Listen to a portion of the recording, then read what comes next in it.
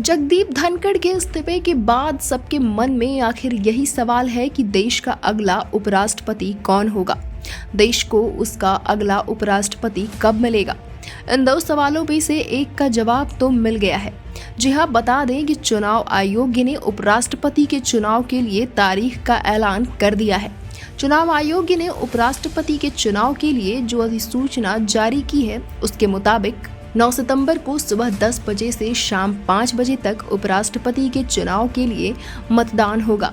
मतदान के बाद 9 सितंबर को ही परिणाम का ऐलान होगा। 21 अगस्त तक उपराष्ट्रपति चुनाव के लिए नामांकन दाखिल किए जाएंगे। 22 अगस्त को उम्मीदवारों के नामांकन पत्र की जांच होगी।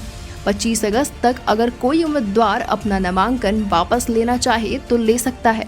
ये तो हुई चुनाव की बात, लेकिन सवाल ये है कि उपराष्ट्रपति चुनाव के लिए उम्मीदवार कौन होंगे, क्योंकि पिछले चुनाव में जगदीप धनखड़ निर्विद्रोह चुने गए थे। इनके सामने विपक्ष ने कोई उम्मीदवार नहीं उतारा था, लेकिन इस बार सूत्रों के हवाले से जानकारी ये सामने आ रही है कि विपक्ष भी अपना उम्मीदवार देगा। हालांकि विपक्ष की तरफ से अभी तक किसी नाम की चर्चा मीडिया में नहीं है, लेकिन सत्ता पक्ष की तरफ से कई नाम रेल में चल रहे हैं। ऐसे में एक नाम ऐसा है जिसके सबसे ज्यादा चांस लग रहे हैं और वो नाम है मध्य प्रदेश से ताल्लुक रखने वाले तोमर। लंबे समय तक कृषि, ग्रामीण विकास और संसदीय कार्य जैसे अहम मंत्रालयों का जिम्मा संभाल चुके हैं। उन्हें संसद में अनुशासन और संवाद की मिसाल माना जाता है। उनकी कार्यशैली को लेकर सभी दलों में सम्मान का भाव रहा है और यही बात अब उन्हें उपराष्ट्रपति पद की दौड़ में मजबूती से खड़ा कर रही है। राज्यसभा के उपराष्ट्रपति हरिवंश सिंह का नाम उपराष्ट्रपति की रेस में सबसे आगे बताया जा रहा है। वो जनता दल के राज्यसभा सांसद हैं और 2020 से इस पद पर हैं। अभी वो स्थानीय रूप से राज्यसभा के सभापति की भूमिका निभा रहे हैं। वह सरकार के करीबी माने जाते हैं।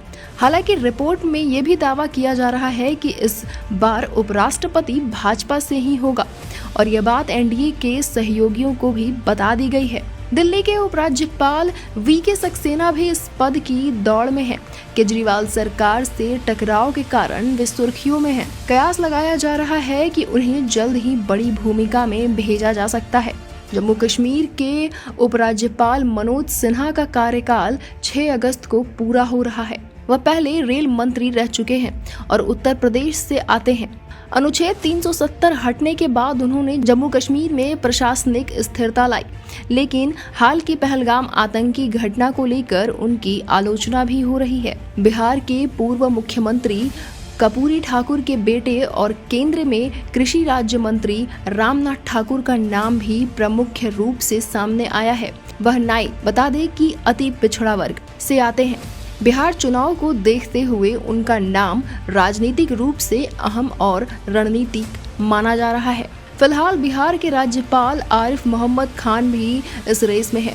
वह पहले कांग्रेस से और जनता दल के सांसद रह चुके हैं। शाहबानो केस के मुद्दे पर उन्होंने 1986 में कांग्रेस छोड़ दी थी। उनके अलावा कुछ केंद्रीय मंत्रियों के नाम भी रेस में बताए जा रहे हैं, जैसे राजनाथ सिंह और जेपी नड्डा। दोनों ही भाजपा के वरिष्ठ नेता हैं। तो वही कांग्रेस के नेता शशि थरूर का नाम भी उछाला जा रहा है। लेकिन अगर उन्हें उपराष्ट्रपति बनना है तो उन्हें अपनी लोकसभा सदस्यता छोड़नी होगी। हालांकि उपराष्ट्रपति पद के लिए इन सभी नामों पर चर्चा हो रही है, लेकिन यह भी मुमकिन है कि बीजेपी एक बार फिर किसी चौंकाने वाले चेहरे को सामने लाए, जैसा वह पहले भी कर चुकी है। जब तक आधिकारिक ऐलान नहीं होता तब तक नए नामों की चर्चा होती रहेगी।